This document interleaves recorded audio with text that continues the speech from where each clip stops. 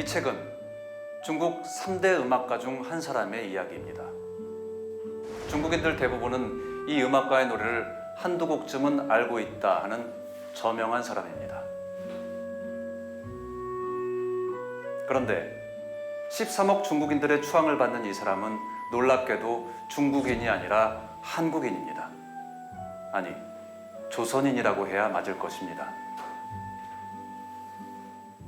제가 이 음악가의 이야기에 관심을 갖게 된 건 바로 이 대목입니다.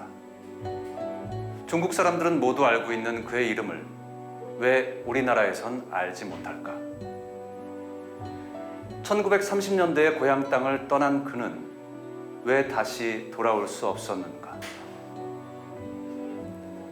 지금부터 시간을 거슬러 암울한 식민 시절을 예술가로 살아내야 했던 한 음악가의 인생 행로를 따라가 보겠습니다.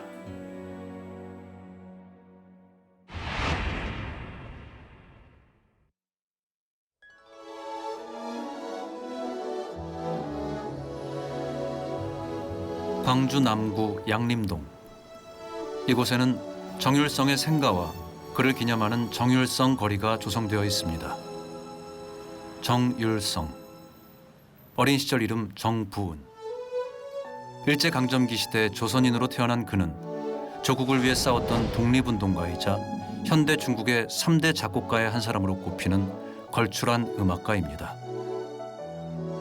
그는 조선의 예루살렘이라 불릴 만큼 선교사들의 사역 활동이 활발했던 광주 양림동에서 유년 시절을 보냈습니다. 양림동에는 언제나 예배당의 풍금소리와 노래가 있었습니다. 음악적 DNA를 타고났던 정율성에게 그의 예술적 자질을 끌어내주는 인큐베이터 같은 공간이 바로 양림동이었던 것입니다. 옛날에 금잔디 동산에 매기 같이 앉아서 놀던 곳 물레방 소리 들린다. 매기 그 사랑하는 매기야. 애기야.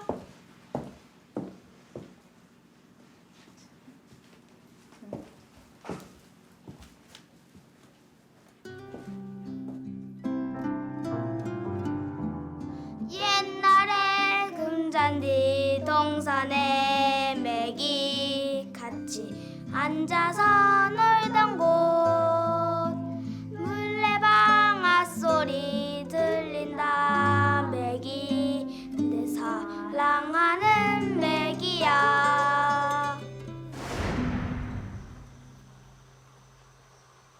또 한 가지. 그 시절에는 흔히 볼 수 없는 추금기가 그에겐 있었습니다.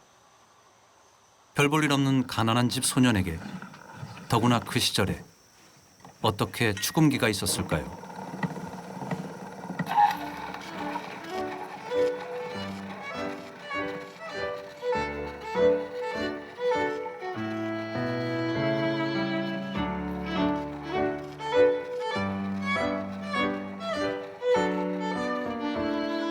우리나라에 추금기가 처음 소개된 것은 1903년. 고종 황제는 선교사가 선물한 추금기 소리에 놀라 간 떨어질 뻔했다고 역정을 냈다는 일화도 있습니다. 당시 사람들은 이 추금기를 귀신통이라 부르며 신기해했습니다. 그 귀한 귀신통, 추금기가 그에게 온 데는 상당히 복잡한 루트가 있었습니다. 부은에게 귀하디 귀한 추금기를 전해준 사람은 그의 외삼촌 최흥종 목사였습니다. 삼촌이었던 그 오방 최흥종 선생님 집에가 추금기가 있었습니다. 예. 그래서 이제 학교 끝나면은 그냥 외삼촌 집에 달려가가지고 숙모가 싫어할 정도로 이 추금기를 좋아했다고 그래요. 또 특히나 교회에서 매일 찬양 찬송을 했기 때문에 거의 뭐 교회에 살았거든요, 양리교회. 그러니까 이제 그 어린 날부터 이미 찬양 찬송으로 다잡였는데다가 새로운 그 추금기를 가지고 오니까 너무나도 이게 그 파격적이었다 할까 이러면서 계속 이렇게 음악을 좋아하고 학교만 초등학교 끝나기만 하면 달려와서 그걸 들었다 이렇게 기록된 걸 보면 물려받은 자신의 땅을 오갈 곳 없었던 한센병 환자들에게 내주고 일평생 빈민들을 살폈던 오방 최흥종. 사람들은 최흥종 목사를 이 시대 마지막 성자라 불렀습니다. 안녕하세요. 예.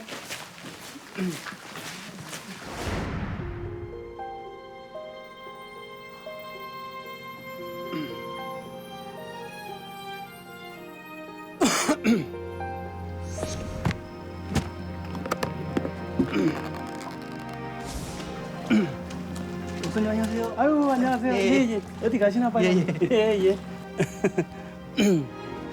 그는 전쟁고아와 한센 환자, 빈민들을 돕는 사회운동뿐 아니라 광주의 3.1 만세운동을 주도하는 등 항일투쟁에도 앞장섰습니다. 네 알겠습니다. 어서 가보게.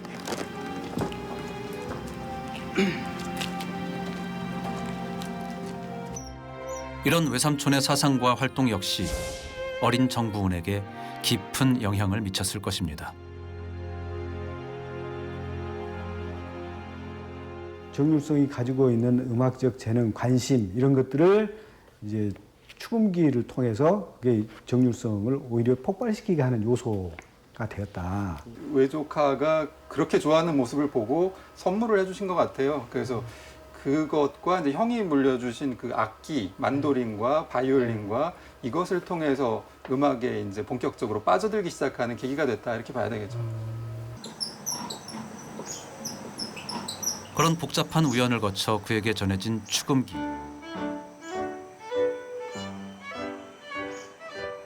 이 축음기를 통해 어린 율성은 어떤 음악을 만났을까요?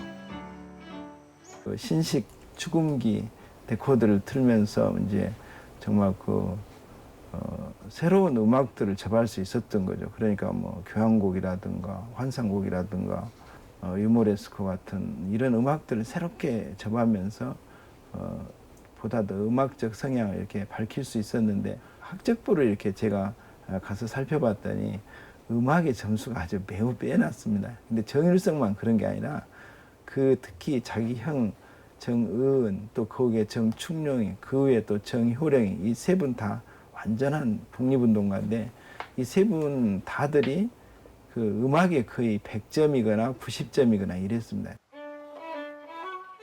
종일 축음기에 미쳐 있을 만큼 음악적 감성이 풍부했던 소년.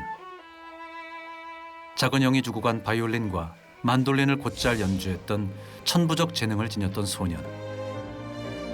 하지만 그가 살았던 시대는 음악처럼 아름답지 않았습니다. 그는 자신의 형들이 태극기를 들고 만세를 부르던 모습을 보았고 전주 신흥중학교에 입학했던 때에는 광주 학생 독립운동이 벌어졌습니다. 축음기를 통해 들려오는 아름다운 선율과는 딴판인 암울하고 슬픈 현실. 현실이 암울할수록 음악은 유일한 희망이었고 동시에 절망이었을 것입니다. 정율성, 아니 정부은은 기독교 계열의 학교인 숭일소학교와 전주 신흥중학교를 다녔습니다. 두 학교 모두 항일운동에 가담하고 신사참배를 거부했던 학교였습니다. 집안 분위기도 남달랐습니다. 그의 형제들 모두가 항일투사였습니다. 마냥 음악에 취해 있기에는 시대 상황도 그가 보고 자란 의식의 세계도 느슨하지가 않았던 것입니다. 먼저 그와 무려 20살 차이가 나는 큰형 정효룡.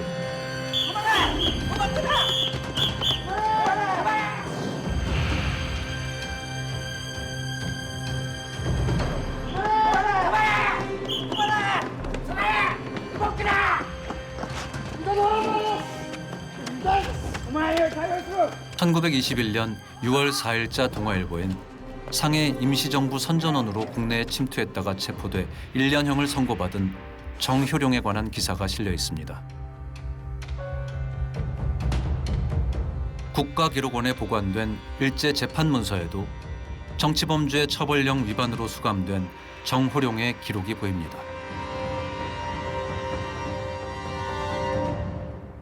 대한민국 임시정부 활동을 하다가 징역 1년을 받으신 거. 그다음에 아까 그 조선노동공제는 강주 노동공제에서 활동을 한 행적에 의해서 그 출판법 위반으로 징역도 1년 6개월을 받으셨어요. 그래서 두 번의 옥고를 해서 건국훈장 애족장에 확인되신 거고요. 그 후에는 저 제적부에서 사망 사실이 확인이 되고 그리고 그 막내 동생인 정율성 선생님의 그 써놓은 자료에 참고 자료긴 하지만 거기에서도 이제 34년에 이제 병사하셨다는 거 이런 것들이 제적부상에서 또 같이 일치를 했기 때문에 포상을 하게 된 겁니다. 둘째 형 충룡 역시 큰형과 함께 광주에서 3.1 만세운동에 참여하는 등 항일운동에 앞장서다 일경의 수배를 받게 됩니다. お前の家はどこだ 죄송합니다. どうしてここで遊んでるのバカ野郎しようバカ野郎 그는 일경의 수배를 피해 상해로 떠나 독립운동을 했고 상해 임시정부 국민대표회의에 조선독립단 호남 대표로 참석을 합니다. 죄송합니다. 어이 김이 둘째 형 충룡 역시 항일 무장 투쟁 중에 사망을 합니다.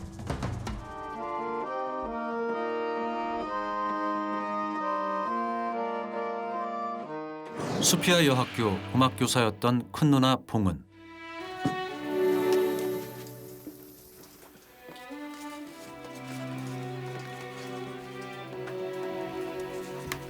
그래, 준비하는 건 잘하고 있지? 그의 매형 박건웅은 항일 조직인 의열단 단원이었습니다. 어? 예, 잘했습니다. 그래.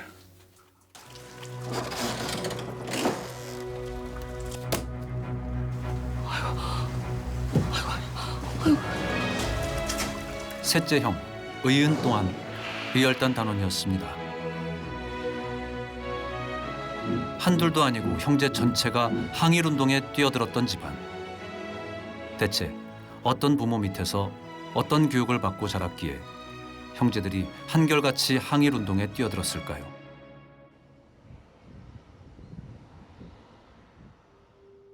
부은의 아버지 정혜업은 광주 수피아 여학교 교사였습니다. 수피아 여학교는 1919년 3.1 독립만세에 전교생이 참가했고 1929년에는 광주 학생운동의 주역이었습니다. 37년 일제의 신사참배에 거부를 해서 폐교까지 당했습니다.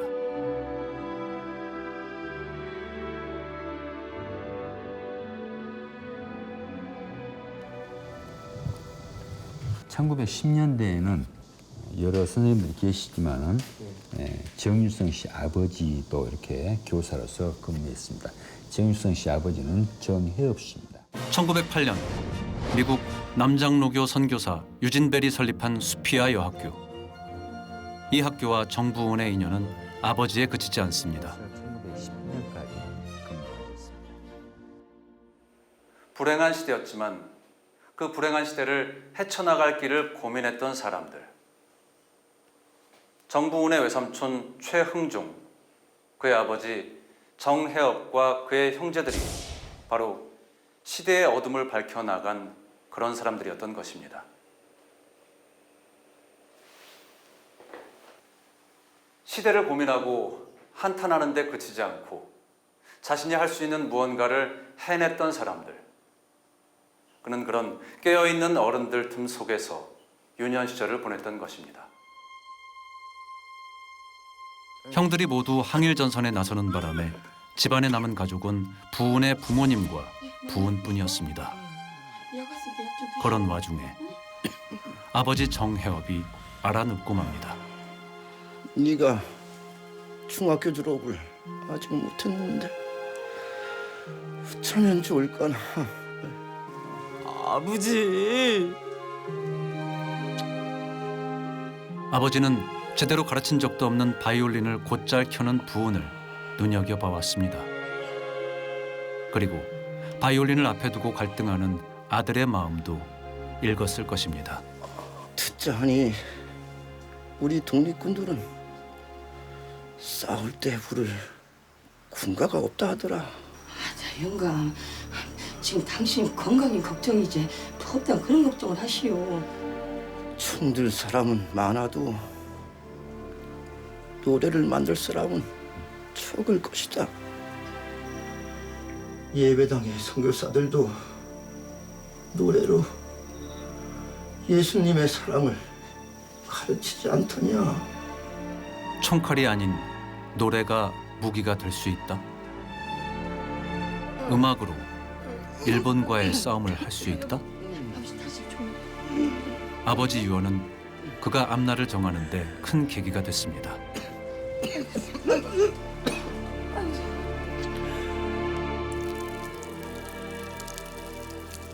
아버지가 병환으로 돌아가시고 나자 정부우는 학교에 다닐 수 없게 됩니다.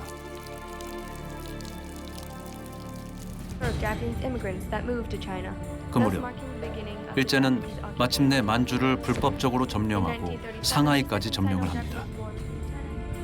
괴뢰 정부인 만주국을 건국하면서 중국 본토 침략에 속도를 내기 시작합니다.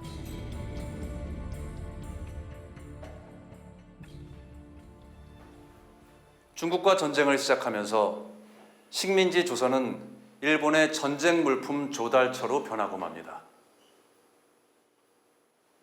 전쟁에 필요한 것이면 그것이 사람이든 물건이든 끌어갔습니다. 수탈을 견디다 못한 농민들 30만이 이 시기에 국경을 넘었습니다. 이때 수많은 독립운동가와 지식인들 역시 국경을 넘어 만주로 상해로 건너갑니다. 후일을 도모하겠다는 결의를 품은 발길들이었습니다.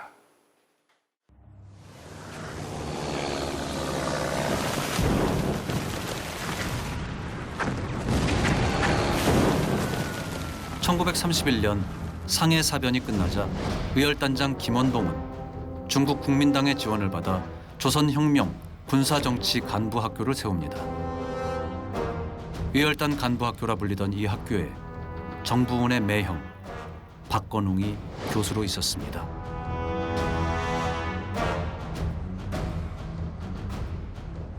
한국의 독립과 신국가 새나라 건설이죠. 예. 거기에 충용될 미래의 간부들을 지금 미리 양성해 놓겠다라고 하는 그런 포석이었습니다. 장교로서 일반 병사들을 독립전선에서 지휘해갈 간부이고 동시에 일제를 물리쳐가지고 우리가 새나라를 건설해 나갈 때에 민주주의 국가를 새로 만들어 나갈 때에 그 기초 부분을 이룰 정치적 간부 역할도 앞으로 기대되고 있었던 겁니다.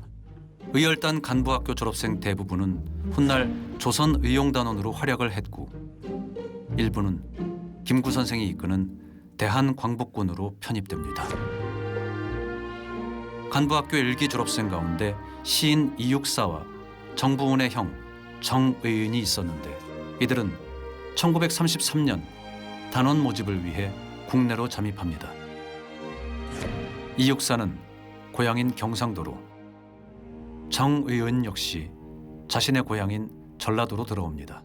그 김원봉 선생은 그 보다 체계 있는 군관학교를 만들어야 되겠다. 그래서 그 군관뿐만 아니라 정치 교육도 시키고 또 군사 교육도 시키고 국내외 정세도 시키고 그래서 그 학교를 세웠는데 일기는 그 민족 시인 이육사 선생이고 이기에 입학을 하게 된 그런 과정을 보면은 그 정율성 선생의 셋째 형이 의열 단원을 모집을 하기 위해서 전라도 지방으로 들어왔죠. 그래서 자기 고향 근처에서 지인들을 만나고 또 친구들도 만나고 동생인 친동생인 정율성도 만나서 같이 이제 데리고 가서 그런 인연으로 해서 정율성 선생이 그 이기로 입학을 하게 된 겁니다.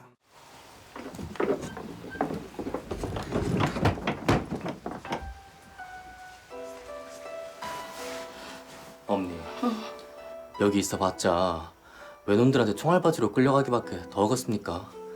나 따라가서 더 큰 세상에서 공부해야지라. 네 생각은 어때요?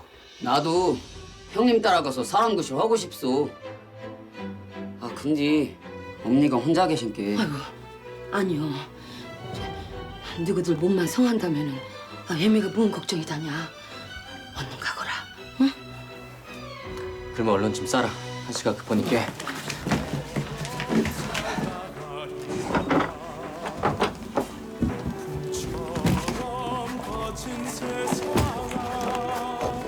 엄니, 조심하소. 갑니다. 조심해라.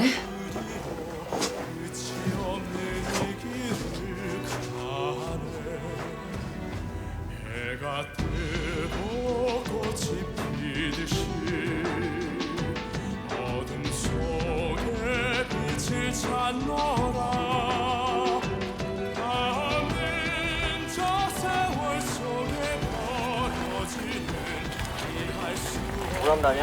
빨리 오란게.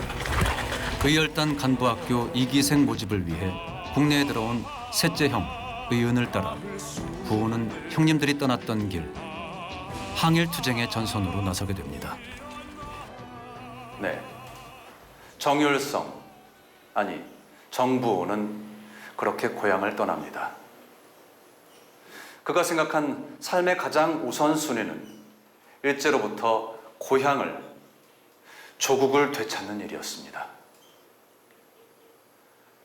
고향을 되찾기 위해서 고향을 떠난 정부은, 그 길이 다시는 고향에 돌아오지 못할 길이란 생각은 꿈에도 하지 못한 채 말입니다. 그런데 고향을 되찾기 위해 목숨을 걸고 떠났던 그는 왜 고향에 돌아올 수 없었던 것일까요? 과연 무슨 일이 있었던 것일까요?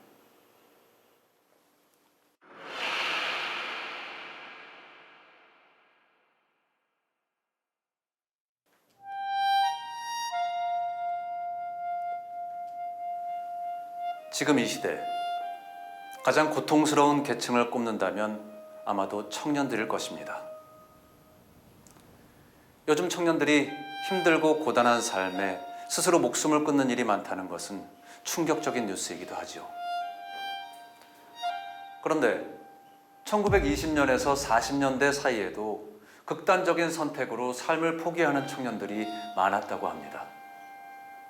생각해보면 이해가 안 가는 것도 아닙니다. 태어나 보니 나라는 식민지였고 말도 안 되는 처참한 현실에 굴복을 하고 살거나 목숨을 건 저항을 하거나 그 어떤 쪽도 쉽지가 않았을 테니 말입니다.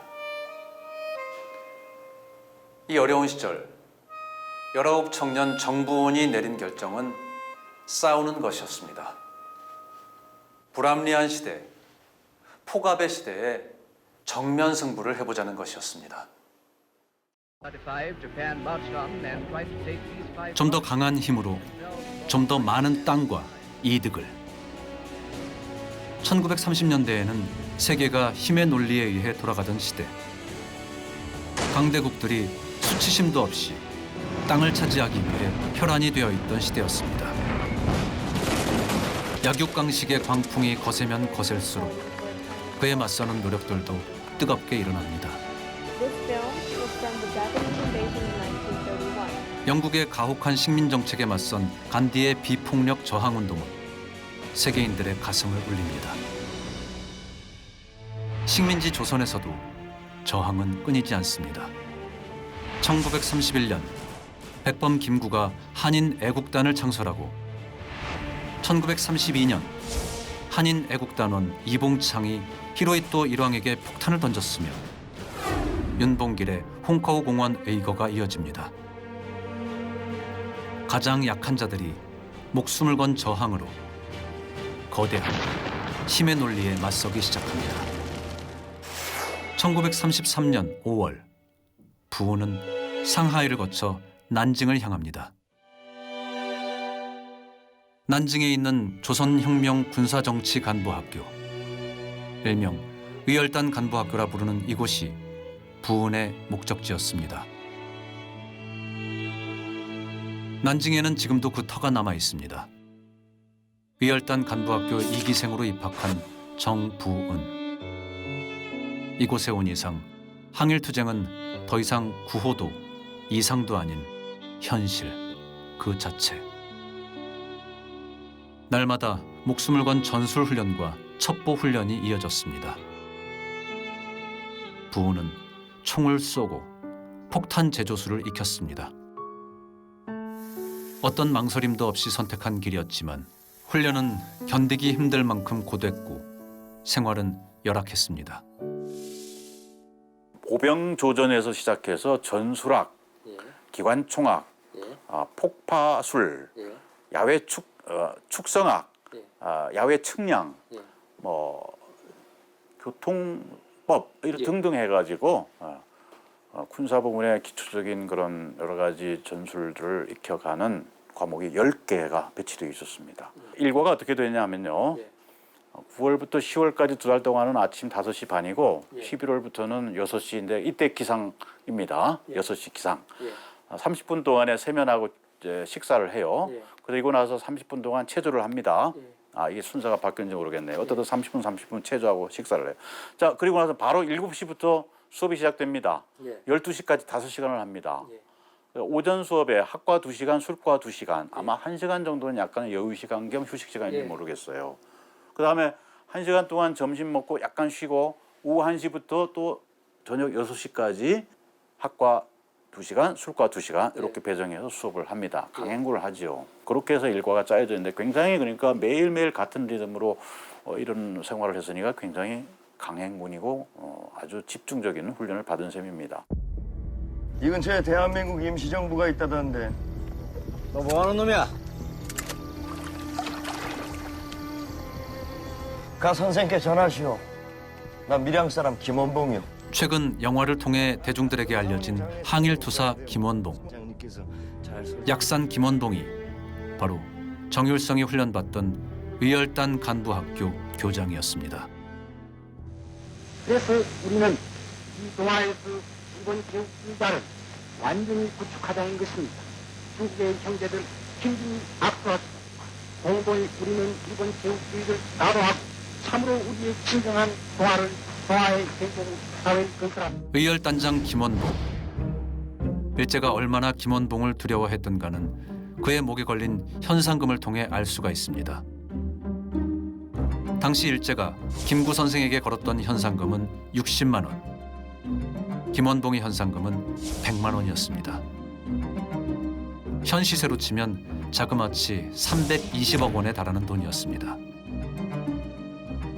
도쿄 왕궁과 각급 경찰서 등에 폭탄을 투척하고 일제 육군대장, 다나카 등 주요 인사들을 암살하고 잡히면 자결을 하는 특공대, 의열단. 김원봉이 이 학교를 세운 것은 희생이 너무 컸던 무장 테러 중심의 운동에서 보다 조직적이고 체계적인 항일 투쟁을 준비하기 위해서였습니다.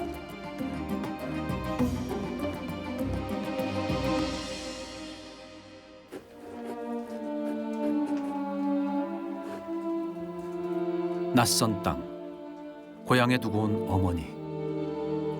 고독하고 힘겨운 순간이 찾아올 때마다 음악에 대한 갈증이 일었지만 그는 오로지 하나의 생각에만 집중하려 애를 썼습니다. 나는 싸우러 온 사람이다. 일본을 제대로 상대해주기 위해 온 사람이다. 그 일이 아니고는 생각조차 말아야 한다. 마음이 무너질 때마다 스스로를 일으켜 세워가며 7개월 동안의 훈련을 견뎌냈습니다.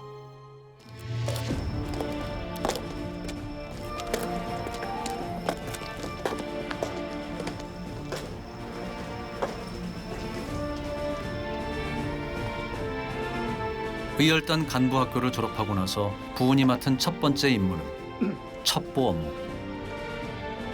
난징, 고루 전화국에 위장 취직을 해서 상하이와 난징에 사는 일본인들의 전화 통화를 도청하고 일본의 움직임과 정황을 포착해내는 업무였습니다. 눈치가 빠르고 일본어가 능통했기에 특별히 맡겨진 업무.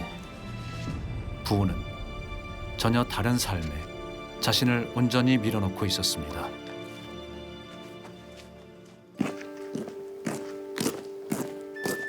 하지만 만나야 할 것들은 꼭 만나게 되는 것일까? 낯선 이국에서 맞은 1935년 봄은 그에게 아주 특별한 봄이었습니다. 첩보 업무를 하면서 일요일마다 난징에서 300km 이상 떨어진 상하이로 음악 교습을 다니게 된 것입니다. 그래, 저 집안이 저렇게 고생하고 저렇게 희생을 했고 헌신을 했는데 내가 조금 편의를 봐줄 수 있는 게 있다면 좀 해주고 싶다는 마음도 있지 않았을까 하는 게 저의 추론이거든요. 그런 점에서는 자연스럽게 그 정율성 선생이 가지고 있던 소망과 그 집안 어른들이 가지고 있던 소망과 김원봉 선생이 볼 때도 그건 나쁘지 않은 방법이다. 독립운동에도 충분히 활용할 수 있다. 이런 것들이 맞물리면서 자연스럽게 이루어진 과정이 아닌가 하는 생각을 합니다.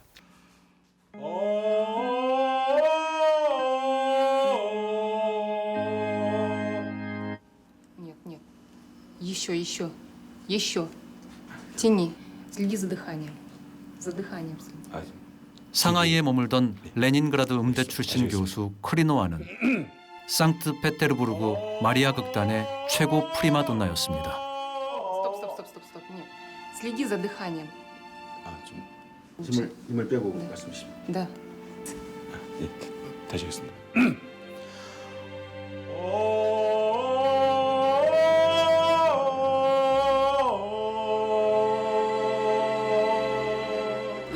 вау, молодец, поздравляю, очень хорошо. 자신에게 체계적인 성악과 음악 이론을 지도해주는 스승이 생기다니 부우는 한순간도 놓치지 않고 크리노와 교수의 지도를 받아들입니다. 근데 이제 율성이 상당히 노래를 잘했던 모양인지 크리노와 교수가 이탈리아 유학도 권했다고 그래요. 이탈리아는 아시다시피 오페라가 처음으로 만들어진 곳이고 그 성악의 본고장인데 그러나 경제적 어려움 때문에 이탈리아 유학은 포기를 했고 대신에 크리노와 교수가 당시 상하이에서 있었던 세계 명곡 가창 그 콘서트에 출연할 수 있도록 주선을 해서 거기에 부운이 참여를 했고 거기에서 성공적으로 노래를 불러서 많은 칭찬을 받았다는 기록도 있습니다.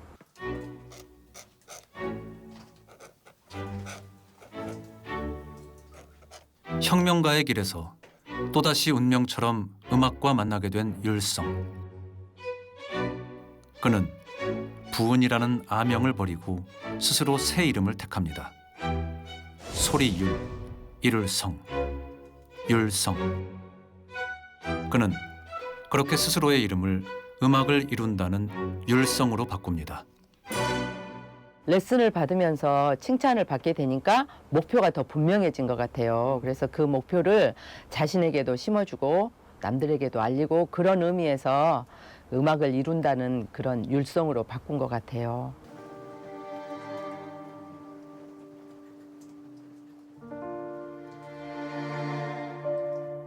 만약 음악의 힘으로 혁명을 할 수 있다면, 만약 음악이 무기가 될 수 있다면 나는 항일투쟁에 목숨을 건 이들에게 힘이 되는 노래, 항일전선에 용기를 주는 음악을 해보고 싶다.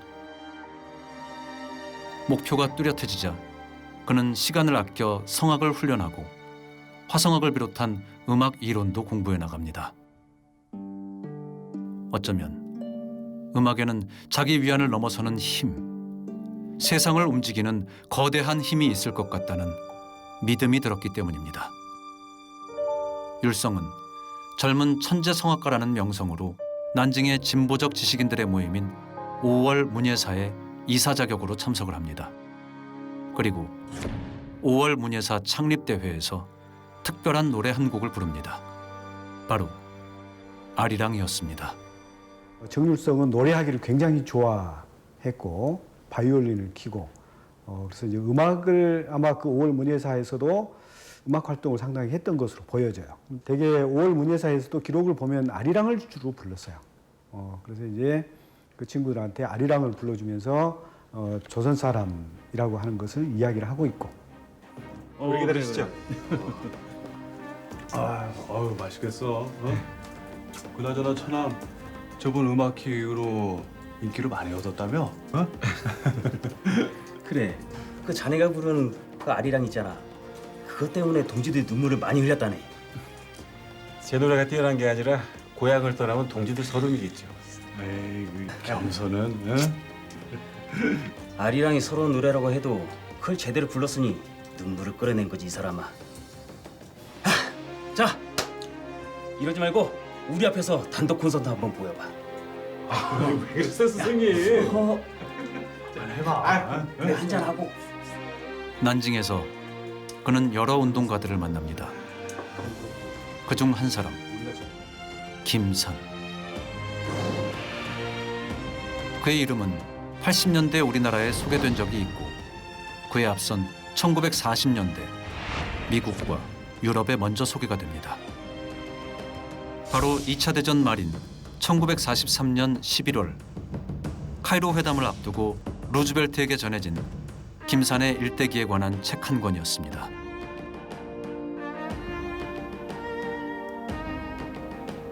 이 책이 바로 님 웰즈가 직접 난징으로 들어가 항일 투사 김산을 만나 기록한 Song of 아리랑입니다. 그런데 놀랍게도 카이로 회담 직전에 이 책이 미국 대통령 루즈벨트에게 전달이 됐습니다. 미국, 중국, 영국의 지도자가 만난 카이로 회담에서는 전후 한국을 어찌할 것인가 의논했던 중요한 자리였습니다. 그런데 회담에서 루즈벨트는 한국인의 노예 상태에 유의하여 가능한 가장 이른 시기에 한국을 자유롭게 독립시켜야 한다고 말했다고 합니다. 만약 이때 루즈벨트가 일본의 관점에서 쓰여진 책을 읽었더라면 역사는 달라졌을 것이라고 훗날 역사학자들은 말합니다. 지금도 이 책은 미국 주요 대학에선 동양학 필독서로 읽히고 있습니다. 그런데 한국에서는 89년에 번역본이 발간된 뒤로도 판매 금지를 당하는 등 우여곡절을 겪습니다. 김산의 이야기, 정일성의 이야기, 우리 역사의 가장 뜨겁고 중요한 이 시기, 항일운동사의 가장 중요한 이 이야기를 우리는 왜 지워온 것일까요? 서로 깊이 신뢰했던 두 사람, 김산과 정일성에게는 어떤 고뇌가 있었을까요?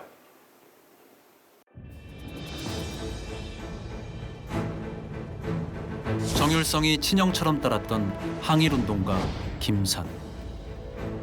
그의 본명은 장지락, 평안북도 용천군 출생.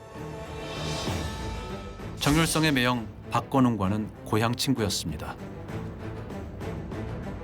상해 임시정부의 독립신문에서 일했고 순원이 세운 황포군관학교와 중산대학 경제학과를 다닌 인텔리였습니다.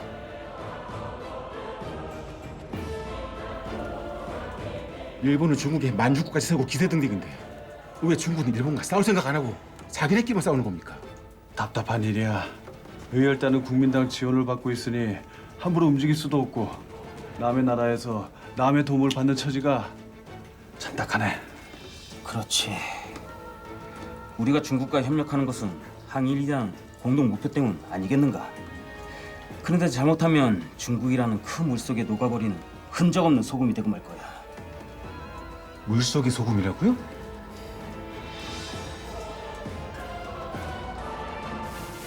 물속의 소금. 그건 중국에서 항일투쟁에 나섰던 조선인 혁명가들의 고뇌를 대변하는 말이었습니다. 중국과 항일이라는 목표를 함께하고 있지만 중국이라는 거대한 물속에 소금으로 사라져서는 안 된다는 생각. 이국 땅에서 항일운동을 하는 이들의 아픔이었습니다. 율성이 난징에 머무르는 동안 중국의 상황은 급변합니다. 1930년대 미국 저널리스트 에드거 스노우가 직접 중국에 머물며 기록한 중국의 붉은 별에는 당시 중국의 급변하는 역사가 잘 드러나 있습니다. 항일투쟁보다 중국 내 패권 전쟁에 골몰했던 국민당의 장제스. 장제스의 추격을 피하던 마오쩌둥은 홍군을 이끌고 중국의 역사를 바꿀 대장정을 시작합니다. 중국 대륙을 남쪽으로 반바퀴 도는 10,000여 킬로미터의 행군. 이 행군을 통해 중국 공산당은 중국 민중들의 뿌리를 내립니다. 대장정을 마친 홍구는 천혜의 요새인 연안의 진지를 구축합니다. 연안은 항일투쟁의 핵심 지역이 되었고 중국에 있던 많은 조선의 항일투사들도 연안에 주목을 합니다. 선생님, 연안으로 가신다고요? 나는 연안으로 가서 더 본격적으로 싸워볼 생각이니. 저는 어쩝니까? 자네야 여기서도 할 역할이 많지 않나. 젊은 친구들 대상으로 노래 강습회도 열고 악극도 만든다지? 정말 대단해. 아닙니다.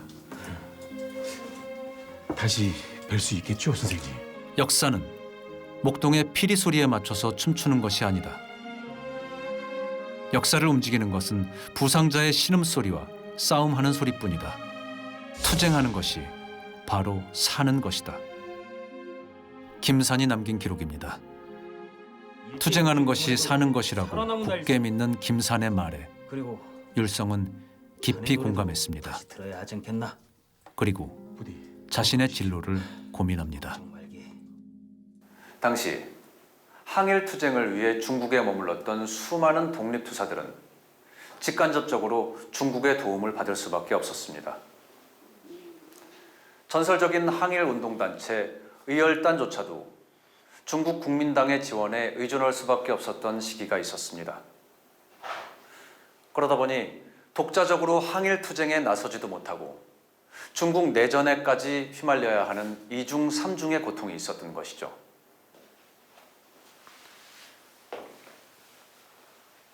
국민당이 일본이 아닌 공산당과의 전쟁에만 몰입하자 율성은 난징을 떠나 연안으로 향합니다.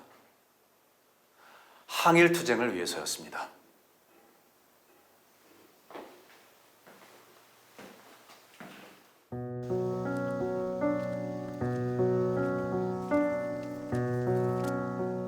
중국의 인구는 뭐 10억이 넘습니다. 民族独立啊，国家解放。 그들은 한 번도 폭탄 한 번을 일본군한테 던지지 못했어요. 在中国的抗日战争当中起了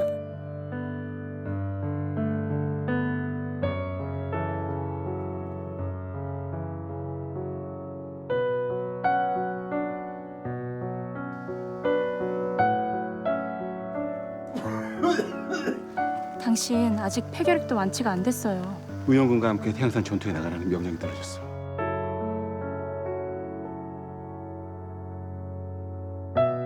방금 일본 천황이 종전을 선언했어요.